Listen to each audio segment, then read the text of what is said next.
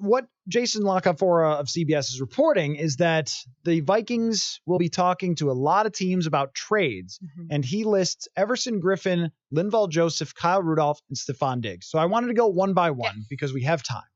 Everson Griffin first. What do you think the trade market would be for Everson Griffin if he does not void his contract and become a free agent? And in the break, you and I discovered this.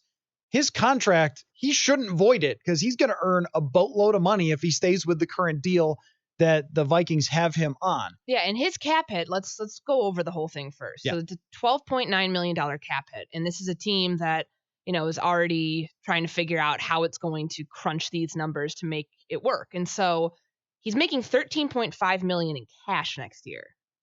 You don't want to void that because think about where else are you going to get that when you turn in a season where you're going to turn 32 years old. 8 sacks, which is good, not great. And I mean, he did trail off at the end of the year last year. I mean, he had a really good resurgence early on in the season. I believe this was my poem on Friday. Oh, that's right. Thanks for reminding me. It was a good poem. But no, I mean, you're in a situation here where I think it's more of they're actively shopping him. From my understanding, they are considering any and all talks regarding Everson Griffin and what his value might be on other teams and where he might fit best. Because they don't want to pay him at this current number. I can tell you that. It's too expensive. You'd be in a situation where if you're Griffin, you're going to say, well, I'm not going to take a restructure. I showed you that I still have it. I mean, 8 sacks. If 7 is kind of your bar because the void number was 6, that's all he needed to get, in 2019, and then the 57% playing time. And he met both of those marks. So let's say that the bar should be at 7 then. If the void is 6, the bar should be at 7. He can get you 7 sacks. Oh, of course. Absolutely. Of course, yeah. So I think that he's still in a position where he's got the leverage here. And if the Vikings go to him and say, well, look at the defense right now. Look at what we have. We're tight on money. We're going to need you to take a restructure. I'm going to say, thank you very much. Yeah, I'm not doing that. I'm not doing that right now. There's no reason to do it for him. Because he, in a way, he did not bet on himself last year because he could have gone somewhere else and signed the 1-year deal or signed a multiple year deal, a very high number because pass rushers, as we know, and he was a very good one. Could have done a Sheldon Richardson thing last year if he wanted to. If he would have been in a situation where it wasn't the right fit, the right defense, the right scheme, and he didn't get the sack numbers he needed, he could have been out of the NFL right now because, we just know that's what happens when you bet on yourself. So in a way, he played it safe by taking the restructure last year, of taking the lower cap hit to, working right up until the deadline. I remember when we were talking with Rick Spielman during the free agency press conference last year after Griffin restructured. I mean, they got that done at the 11th hour. So now he's in the driver's seat to be like, if you don't want to pay me what I'm owed on this contract, and I don't really want to void it, it would be trade me. Now that I've looked close somewhere at this, else. It would be crazy for him to void this contract. He is going to get $13.4 million just in base salary in 2021 and $14.9 in 2022, and then there are other bonuses that go along with that. And I mean, he will be older. Yes, but he will be older at that point, and the guaranteed money's all gone. Right, and anybody can cut him at any time. Sure, but that's the contract you're going to get at that age anyway. So why not have a contract that gets you a ton of cash? But that puts the Vikings in a situation to either trade him or cut him, because they cannot afford to pay a $13.9 million cap hit this year, or 14 next year, or 15 the year after that. No. They just cannot afford that. So that leaves the door open for the trade. If they were trading Everson Griffin, what are you looking for? So that's kind of what we'll do here with each player. Sure. Like, is it a good idea, and what are you trying to get back? A 3rd round pick. I think that's reasonable. Fair. You're not getting a 1st or 2nd for someone who is 33 years old. 32 this season. The thing is, he'll turn 33 toward the end of the season as we... Actually, no. He's right? No, I think he turns 32 in December. I think that was the whole thing. I thought it was 33 he turns in December. Either way. All right, yeah, he will be 33 in December. 32 right now, December 22nd. Call him up on his birthday. Wish him happy birthday. Yeah, he clarified for someone on Twitter that he is 32 and not 33, but he will. Either way, it's old for an NFL player.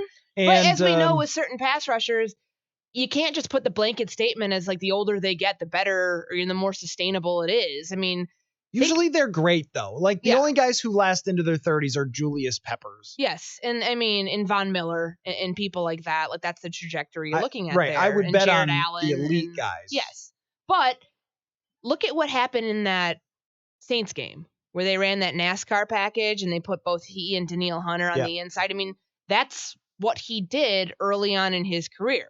I remember when I asked him about it, he told me that was the first time he would, play on interior pass rushing downs. It wasn't. Early on in his career, I believe it was his rookie year in 2009, they had him situationally pass rush as, from essentially the defensive tackle spot. So he's still at the height of his athleticism. I don't feel like any of that dropped off. It's just the production factor. And probably also how teams were scheming to him too. So and you have to look toward it. Everything is toward the future. Sure. It's when will this fall off the side of a cliff? And when you see the second half of seasons back-to-back years not be as good, you really start to wonder how long it's going to last. I think he's still a good player. Third round, though, seems like it would be hard to get. For whatever reasons. Now, I think that's stupid. If you're another team and someone offers you a third rounder for a legitimate edge rusher who had 8 sacks last year and has a great history, well, what are you going to do with a third round pick? The last year, the Vikings spent it on a running back. So a lot of times those don't work out for a current player. If you're a win now team with cap space, do it. If you're Indy, do it. Give them the third round pick. But teams tend to hold on to these really tightly. There are a bunch last year teams that didn't want to trade for Trey Wayans or Kyle Rudolph because they were hanging on to their draft stuff. So I think if I'm another team, I say, I appreciate that you want to give me a third, but you're also asking me to take on a huge cap hit number for this year. So how about a fourth? Okay. Would you do Everson Griffin to get a fourth back? You kind of have to get something, or you just cut him. Like, those are the only two options. And if you cut him, it's 13.1 in savings against the cap. And he has no more guaranteed money on his deal. So I understand that. I think you need some compensation. I would do that. I would try as hard as I could. Now, Lindvall Joseph is another one that's interesting. Can I just say something about Lindvall? Like, so I was looking. He's the best. Well, yes, but I was also looking up his cap number. And I saw something. The Virgin Islands Free Press was reporting that Virgin Islands. Well, he's from there, right? Yeah, I do, but that's great. That the Vikings are likely to cut him. So I hope that if it does break, that somebody gives the Virgin Islands Free Press their credit. I've seen less legitimate reports so far this offseason. I think that I will not name names, but you know what I'm talking about. I mean, his cap hit's way too high for where he's at right now. And I think that we foreshadowed this even dating back to last year that he could be a cap casualty. I also think they really like Armon Watts. Don't you get that sense that they really like Armon Watts? I mean, there's a reason that people know who Armon Watts is. 6th round pick. Not one of the most progressive or productive interior pass rushers in the SEC last year. 2 years ago. 2 years ago. Yeah, he was. All right. Didn't play football very long before then. I could tell you more if you'd like to know more. I said anyone, not like you. Oh. Okay. If you went to Lindvall Joseph and said, how about we cut this base salary and salary cap number in half? To what? 7? That's sort of half. Yeah, somewhere in that range. 11.15. Do you think he just says base salary in 2020? Do you think he just says, forget it, just cut me? Or just trade me? I mean, that's a lot. You're asking a lot there. Who's trading for him, though? This is my thing. Who needs a nose tackle? Not many people in the league need nose tackles. You don't $12 million cap hits. Agreed, and you don't really see trades happening for that position. I mean, if he was a 3 technique, sure, but we know he cannot play 3 technique. Right. Not anymore. Yeah. He's 30-something years old. And that's the thing is 2017 Lindvall Joseph is as good as anyone has ever played nose tackle. I mean, he's just completely dominant on the number 1 defense. But now, the last 2 years, there have been injuries that have piled up. There's been surgeries that have happened. And when you're talking about getting to 32, 33, 33 years old, 34 years old with a nose tackle that's got $12 million, I think if you get someone to give you a 6th round pick, but even then, I just don't see anyone taking it. There are a lot of teams with cap space, but not this much cap space. Yeah, and I mean, the most logical thing feels like with Lindvall, because of what you would get back in return, that cutting him might be the easiest way to go. What's Armon Watts' favorite food? See, I knew you didn't know Armon Watts. Seafood pasta. Because who doesn't love seafood pasta? I think the answer is pretty clear here. Yes, it makes sense to cut Lindvall Joseph, but no, they're probably not going to be able to find a trade suitor. For Everson Griffin, someone will trade you for because he's an edge rusher. That's it right there. Kyle Rudolph is an interesting name to come up in this. I did not expect that his name would come up because he signed the contract extension. And even though Kirk Cousins did not throw him the ball enough, even though me and Sam Bradford on this show begged Kirk to throw him the ball more often, he didn't throw him the ball enough. When he did, he was highly successful in doing so. Mm-hmm. If you're Rudolph, I wonder if you'd be okay with it if they traded you. If you went to a team that was going to throw to the tight end more often. I don't know. Remember what happened when he signed the extension and was like, this is where we're retiring. They just built the house out in the western suburbs. That's true. His ties to the community here. Back when he was telling us in OTAs that a ton of teams are inquiring, which, Kyle, that's tampering. So maybe don't say that. But tampering in the football league? This one? Anyway. The national one? I never. Next week at the combine? What? Basically, the tight end position, they underutilized it as a whole. When you think about just the production of both Kyle Rudolph and Irv Smith, and you drafted Irv Smith to be Kyle's replacement eventually. Now, Does that mean that you'd want to use another 3rd round pick or a 4th round pick on a tight end? Well, I don't know if this is the year to do it. They personally. feel good about Conklin, though. They do, and that's one that seems to have panned out, at least for the role that they want him to play, which is more of a predominantly blocking role. That's fine. But with Kyle being said, had they not had Kyle Rudolph last year, they're in a bad spot. And so I wonder, do the Vikings kind of feel like they might want to take a step back here and still keep him at where he's at? So remember, when he signed the extension in June last year, his base salary goes up from 1.75 to 7.025 this year, and it's fully guaranteed. So you're in a situation where you're paying him about $6 million more at 30 years old, and expecting that it'd be as much as he gave you last year, if not more. And if you're confident in that, and you're confident that Gary Kubiak, which we know he likes to utilize tight ends, like his tight ends. Maybe that's why you keep him. But if you want to trade him, what I'd say you could probably get back for a Kyle Rudolph. I think you're looking at probably a third. Third seems like just such a conservative way to do it. But at his age and the value and the number that you'd be sending to another team, I could see that. That's why. Yeah. It's not, is he good or not? We know he's good. It's what you got to pay. Yeah, $8.8 million on the cap. It is very expensive for somebody who is of his age. Mm-hmm. And he always makes fun of us for talking about his age. But when you get to a certain point, even though he's been durable, you start to wonder. And also, he's not a downfield threat. He has his limitations as a player.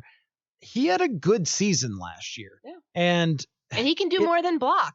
That's the thing. I know that you could read between the lines of some of the frustrations early on, but he showed that he still is a very good red zone threat, despite whether the quarterback wants to throw it to him more there or not.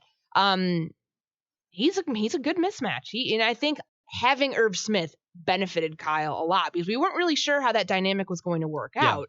And where the target share was going to go. As a whole, I do feel like they underutilized the position. They could have gotten so much more out of both. Yes. But they didn't. So and Kirk has to throw him the ball. Yeah, that's on the quarterback. That's not on Kyle. There were a number of situations this year, especially that Week 16 game against the Packers. When I watched the film back, I thought Kirk really does not understand that Kyle Rudolph is open when he's not open.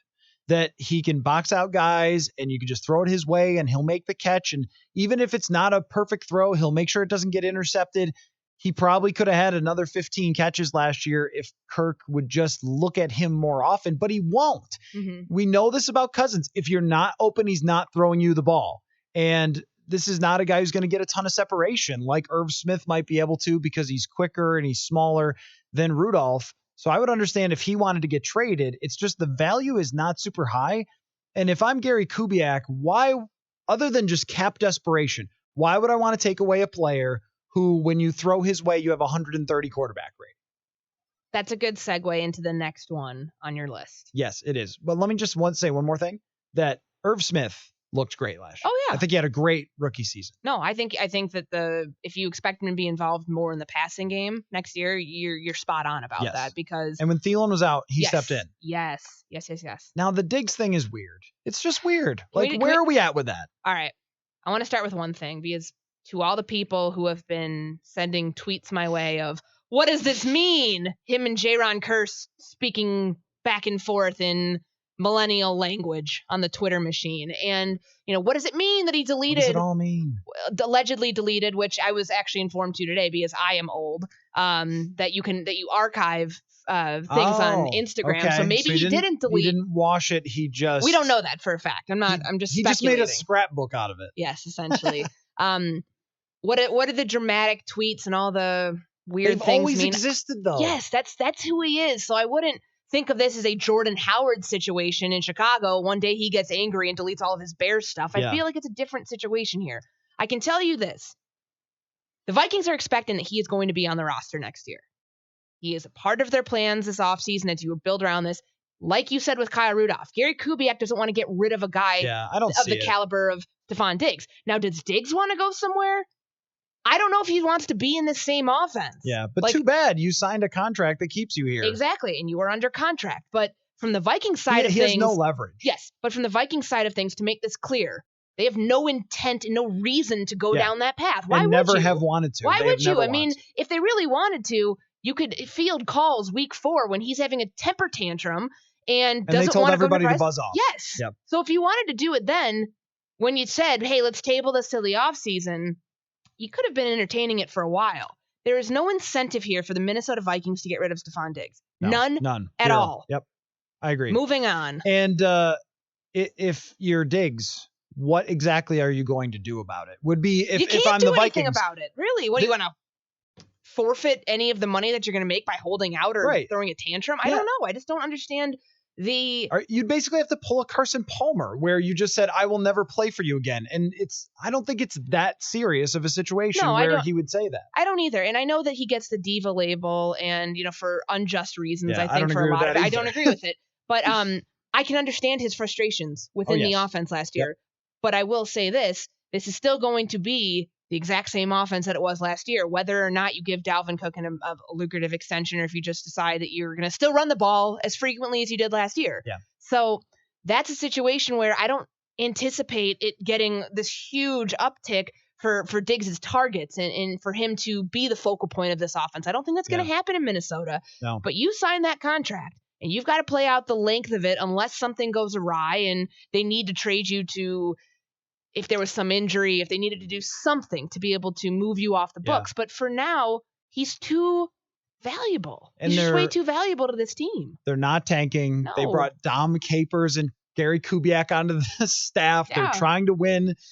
These guys were not brought in on a team that thinks it's going to be 5-11 next year. And I don't see how you can compete if you don't have Stefon Diggs, how you can compete to be a legitimate threat. When you're talking about the top teams always have elite passing games, you're not having an elite passing game if Stefon Diggs is not here next year. So there is no reason for them to trade him. I think that this is just fire that gets created because he did the week 4 thing, that people don't let that go. Well, and he's not happy. Of course he's not happy. And because we never really resolved that. I mean, yes, they made apologies. They talked about it. It seemed just from the lip service part of this that it might be resolved, but it doesn't feel resolved because how do you make something like that go away in the middle of the season when emotions are at their all-time high and you're 2-2? You say, just calm down, come back, come to practice, be here, be present, put it all on the table, and we'll deal with this in the off season. So of course, that's why the conversation's continuing to come up. And like you mentioned, this is combine time. It's pre-free agency. The talks begin next week in Indianapolis. And I know that we were making a joke about tampering, but that's where things you start to see movement. You start to see players maybe get released and teams trying to create cap space in order to at least give the perception when they're going after free agents and teams are talking with agents of these free agents that, hey, we can actually afford to pay you. But that's why that stuff's happening right now. They're definitely not tampering. Totally legal. Please don't suggest that. No, of course not. It'll be legal in a few weeks. Maybe they'll wait till then. Let me try this, though. Yeah, and as soon as the legal tampering thing opens, people have contracts done already. I know, it's isn't really it? It just shows you that allegedly anybody can be a GM or a cap guy or anything if that's how easy it is to get contracts done. You say, 30 minutes. Yeah, that's right. Yeah, I just click on Madden, sign this player, and he's signed. Yep, that's it. So let me try, though. Let me try to find a Stefon Diggs trade for you. Let's say that you bumped into Amari Cooper's agent. You just run into it. Whoops. You're in my way. Let's negotiate a deal, but not out loud.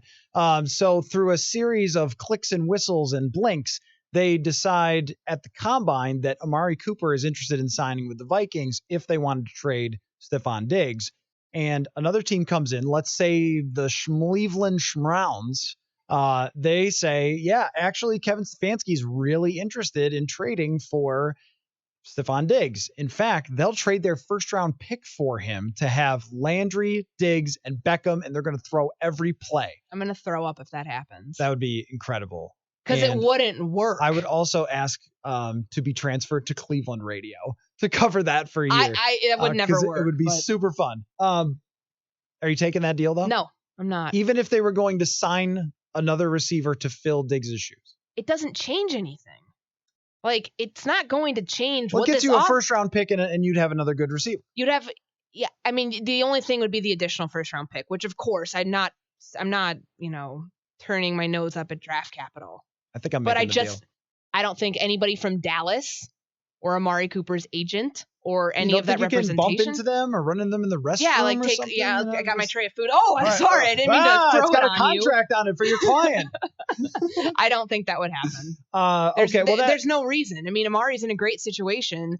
Sure. Outside of the contract, it's going to eventually get figured out. Dallas wouldn't have brought him in there had they not been able to pay him eventually. It's not happening. I agree. The only scenario I could see is if they had something worked out on the side with another receiver who would come in here and then they could trade Diggs for a first. And that's the only situation I could figure out that would be even remotely worth discussing.